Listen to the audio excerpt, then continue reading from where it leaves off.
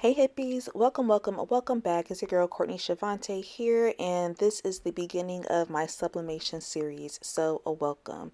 Today, we're going to get started with unboxing and converting this Epson EcoTank ET-2850 printer.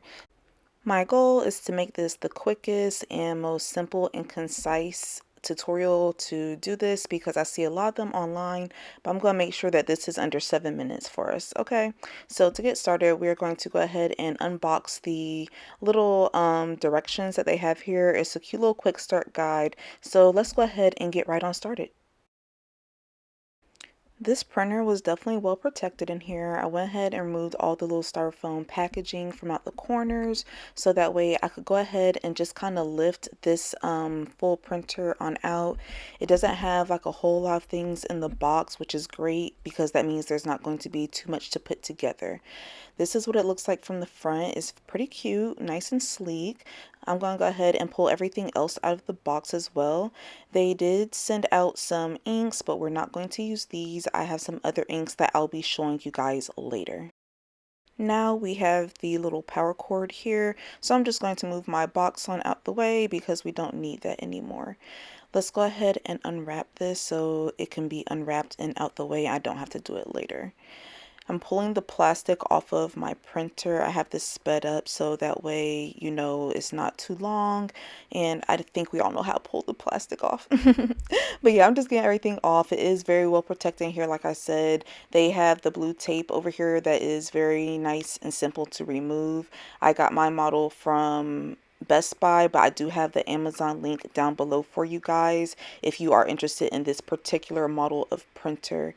But I'm just pulling off the paint, I'm sorry, yeah, the painter's tape, and from there I'm able to make sure that all the pieces that are movable are able to be moved, because you're going to find the tape over all the different parts that are, you know, that they don't want jiggling around in the box during shipping and when you're unpacking.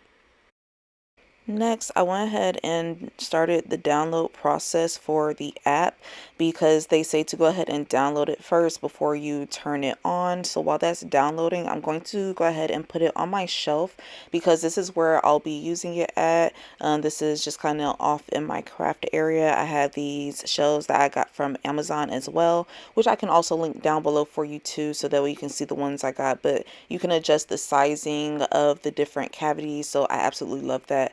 But I'm just plugging in the power connector cord, and then I'm going to snake this cord around the poles behind here so that way I can get it plugged in. I keep looking off to the side because I'm watching something on my TV as well, so don't mind that. I'm just trying to be nosy. Once the app has had a chance to download and install on my device, I went ahead and turned this printer on, and I'm super excited to go ahead and get started.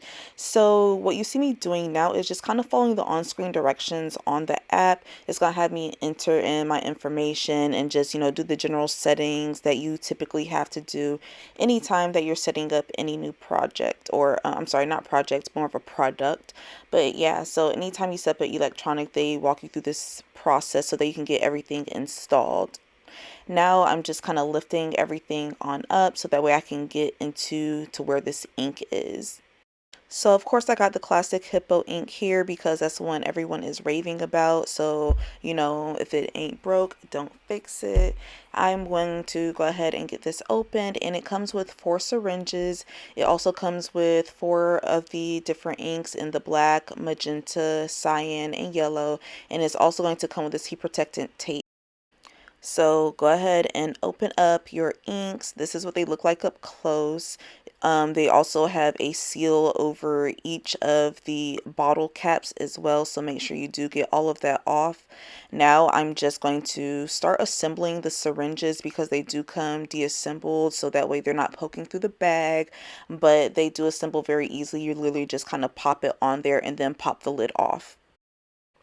Draw your ink up into the syringe so that way it's nice and full, and then just go ahead and shoot it right into where the ink is.